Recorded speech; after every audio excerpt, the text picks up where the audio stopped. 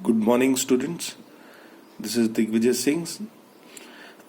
We are going to learn physics, 10th standard, and we are going with the current chapter, effects of electric current. And उसके अंदर हमने electric motor हो गया है हमारा. Now today we will start with the new principle.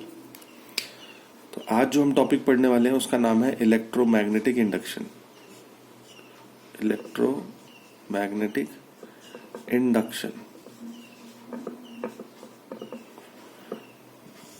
ठीक है, काफ़ी इम्पोर्टेंट टॉपिक है, अच्छे से समझिए इसको. तो मैं इसके कुछ पार्ट्स में ही वीडियो बनाऊंगा क्योंकि ये बहुत ही थोड़ा सा समझाने वाली चीज़ है. So I will make small videos. एक एक चीज़ को फिर मैं आपको अलग अलग शेयर करूंगा. सो पहला है, देखिए इससे पहले अभी आपने जो रूल पढ़ा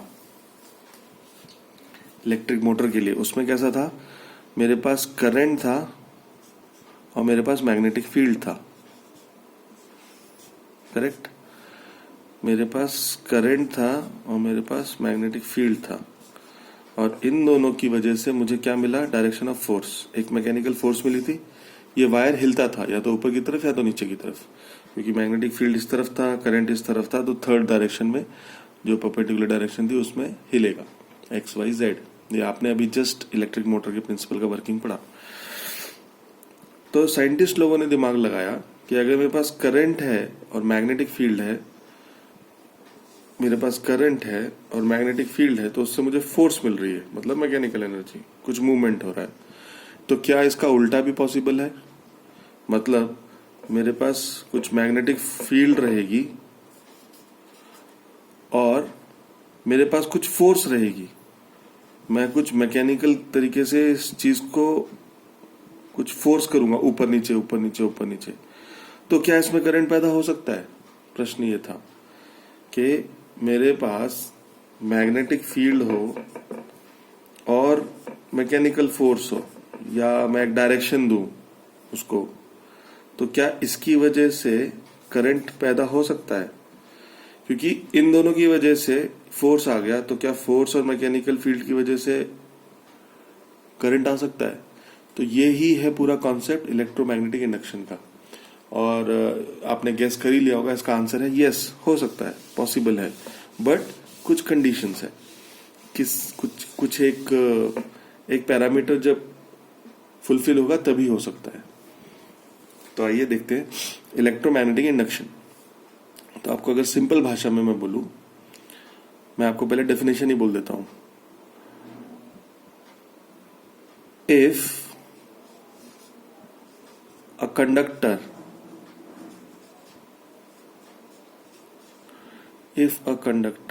और a conducting coil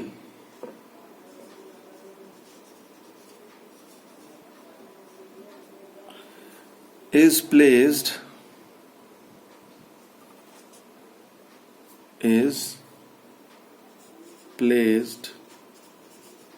in, ये इंपॉर्टेंट वर्ड है, इफ अ कंडक्टर और a conducting coil,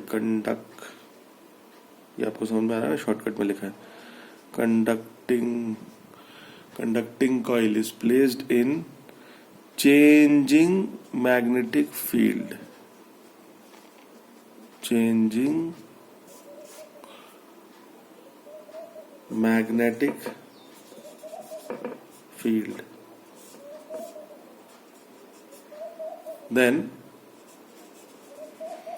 a current is induced in,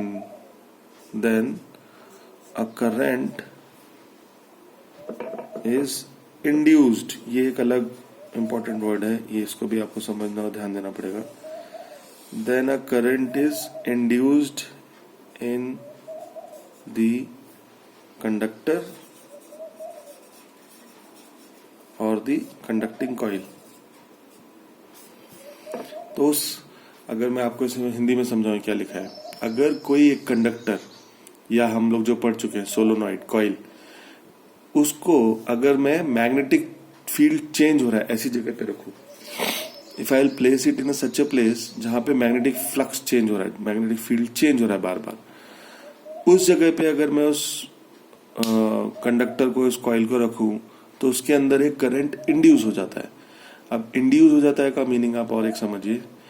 देखिए इंग्लिश का वर्ड है इंड्यूस हो जाना, लाइक यू नो, मैं आपको एग्जाम्पल देता हूँ। किसी नेता का, किसी पॉलिटिशियन का, किसी लीडर का अगर आप लेक्चर सुनते हैं तो आप इंड्यूस हो जाते हैं कि अरे यार इसका लेक्चर सुनकर ना मेरे अंदर ऐसा जोश आ जाता है, प्रभाव आ जाता है उसका। So you know you get induced. इसका मतलब आपको शायद वो चार्जेस वाले कॉन्सेप्ट से याद होगा।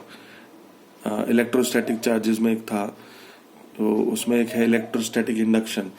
तो वो एक बॉडी है जो अनचार्ज्ड है और एक बॉडी है जो है चार्ज्ड। सपोज वो प्लस चार्ज है, तो जैसे ही आप इसको पास लाएंगे, चार्ज बॉडी को अनचार्ज बॉडी के पास लाएंगे, तो ये चार्ज बॉडी इंड्यूस कर देती है इस चार्ज बॉडी को इस एंड पे। उसका क्लोज एंड जो है यहाँ पे कौन सा चार्ज इंड्यूस करती है? अपोजिट चार्ज, मतलब माइनस चार्ज। यहाँ पूरा माइनस चार्ज इंड्यूस कर देती है। पर जैसे ही आप इस स्लाइड को, इस ऑब्जेक्ट को हटा देंगे यहाँ से, तो ये चार्ज गायब हो जाएगा, यहाँ पे चार्ज भी नहीं रहेगा। जैसे ही पास में लाएंगे ये चार्ज आ जाएगा। मतलब इसका खुद का कुछ चार्ज नहीं है, इस ऑब्जेक्ट का कोई खुद का चार्ज नहीं है, इसके प्रेजेंस में ही ये चार्ज है। ये नहीं है तो इसका चार्ज भी नहीं है। शायद आपको कॉन्सेप्ट याद होगा 7th और 8th का। तो इसी को बोलते हैं इंड्यूस्ड। इंड्यूस्ड मतलब वो है तो ये कंडीशन पैदा हो रही है, अगर वो कंडीशन ही ना हो तो ये होगा ही नहीं।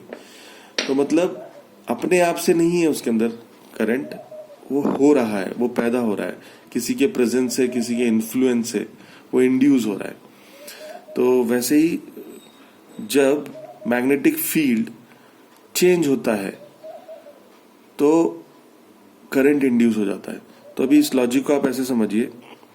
ये देखिए, मैं अगर एक बार मैग्नेट बनाऊं, ठीक है, ये एग्जाम्पल है आपको जस्ट समझाने के लिए, तो इसलिए मैं बोला मैं इसको काफी वीडियोस अलग अलग पैटर्न में बनाऊंगा। अगर ये बार मैग्नेट है तो आप एक चीज आप पहली थ्योरी में पढ़ चुके हैं कि उसके पोल्स के पास काफी ज्यादा मैग्नेटिक फील्ड कंजेस्टेड रहेगा और काफी डेंसली पॉपुलेटेड रहेगा। बहुत सारी लाइंस निकल रही होंगी, आप अज्यूम कर सकते हैं, है ना। बहुत सारी लाइंस निकल रही होंगी यहाँ से ऐसे। तो मैं एक नंबर अज्यूम करता हूँ, सपोज यहाँ पे 20 मैग्नेटिक फील्ड लाइन्स है। पर सिमिलरली अगर आप एक पर्टिकुलर एरिया पकड़े, ये एरिया, तो क्या इधर से भी 20 लाइंस निकल रही होंगी? नहीं, क्योंकि कुछ लाइंस तो यहाँ से यहाँ, यहाँ से यहाँ, यहाँ से यहाँ हो चुकी है ऑलरेडी। तो यहाँ से कुछ 1 या 2 लाइंस निकल रही होंगी, तो यहाँ से सिर्फ 2 लाइन निकल रही होंगी। वैसे अगर आप इसके ही सेम डिस्टेंस पे पढ़ेंगे तो यहाँ पे भी 2 ही लाइन निकल रही होंगी, ठीक है, यहाँ से भी 2 ही लाइन निकल रही होंगी। पर अगर और दूर जाएंगे, मैं ये एरिया पकड़ूंगा, तो शायद एक आधी लाइन निकल रही हो या एक भी लाइन ना निकल रही हो। सिमिलरली और दूर जाएंगे तो एक पॉइंट तो ऐसा आएगा जहां पे इस बार मैग्नेट का कोई इन्फ्लुएंस नहीं है। ये मैग्नेटिक लाइंस धीरे धीरे धीरे धीरे धीरे धीरे कम होती जाएंगी। क्लिक कर रहा है आपको मैं क्या समझाना चाहता हूँ? सिमिलरली ये 3D में आप अज्यूम कीजिए, 3D में ये अगर मेरा बार मैग्नेट है, इफ ये मेरा बार मैग्नेट है, तो इसके ऊपर से, इसके साइड से, इसके राइट साइड से, लेफ्ट साइड से, इसके नीचे से, हर जगह से लाइट मैग्नेटिक फील्ड लाइंस निकल रही है। तो सबसे ज्यादा मैग्नेटिक फील्ड लाइंस कहाँ है? इस पॉइंट पे, क्योंकि चाहे ऊपर से हो, नीचे से हो, साइड से हो, राइट से हो, लेफ्ट से हो, सब आके इस पॉइंट में मिल ही रहे हैं। इसीलिए पोल्स पे सबसे ज्यादा मैग्नेटिक फील्ड लाइंस होती है। और जो भी अलग पॉइंट है यहाँ पे अगर 20 है, यहाँ पे सिर्फ शायद 10 ही होंगी, यहाँ पे 5 ही होंगी, यहाँ पे 2 ही होंगी, और यहाँ से दूर ले जाएंगे तो 1 ही होगी। फिर कुछ एक पॉइंट आएगा जहां पे होगी ही नहीं। तो मेरा पॉइंट क्या है कि मैग्नेटिक फील्ड चेंज कैसे होता है, मैं आपको ये कॉन्सेप्ट समझा रहा हूँ। मैग्नेटिक फील्ड चेंज ऐसे होता है कि 2 तरीके से हो सकता है। एक तो सपोज आपने एक मैग्नेटिक बार रखा है, तो इस मैग्नेटिक बार है और यहाँ पे एक वायर है, इस वायर में कोई करंट नहीं है, सिंपल वायर है, कंडक्टिंग वायर एक। तो अब 2 तरीके से मैग्नेटिक फील्ड चेंज हो सकता है। या एक तो मैं मैग्नेट को बार बार इधर आगे पीछे करूं, हिलाऊं। तो जैसे अगर ये मैग्नेट बार को मैंने यहाँ पे रखा हुआ है, तो सपोज एक number of amount of magnetic field lines आ रही है। मैं एग्जांपल समझाने के लिए आपको बोल रहा हूँ, कुछ 10 मैग्नेटिक फील्ड लाइंस यहाँ पे उसको मिल रही है। पर अगर यही मैग्नेटिक बार को मैं यहां रख दूं, इसको पीछे ले जाऊंगा, तो क्या अभी भी इसमें 10 ही मिलेंगी? नहीं, कुछ तो कम होंगी, कुछ तो कम होंगी, 8 होंगी, 7 होंगी, 5 होंगी, कुछ तो कम होंगी, पर चेंज हो गया कि नहीं? सिमिलरली अगर मैं इस मैग्नेटिक बार को और थोड़ा पास ले आऊं, इस तरफ ले आऊं, तो भी क्या ये 10 ही रहेंगी? नहीं, बढ़ जाएंगी, 12 हो जाएंगी, 15 हो जाएंगी, कुछ तो बढ़ जाएंगी। तो बस यही पॉइंट है कि या तो आप अगर एक कंडक्टिंग वायर और एक बार मैग्नेट है, तो या तो आप बार मैग्नेट को हिलाइए, उसको आगे पीछे कीजिए, या फिर आप बार मैग्नेट को फिक्स रहने दो, आप इस वायर को दूर ले जाओ, आप इस वायर को दूर ले जाओ, फिर वापस पास लाओ, फिर दूर ले जाओ, फिर पास लाओ। दोनों कंडीशंस में आपकी मैग्नेटिक फील्ड लाइंस चेंज होंगी। तो आई थिंक ये लॉजिक आपको समझ में आया होगा कि मैंने आपको बोला था a current will be induced in a conductor और conducting coil when it is placed in a changing magnetic field. तो मैग्नेटिक फील्ड चेंज करना है तो हम दो तरीके से कर सकते हैं।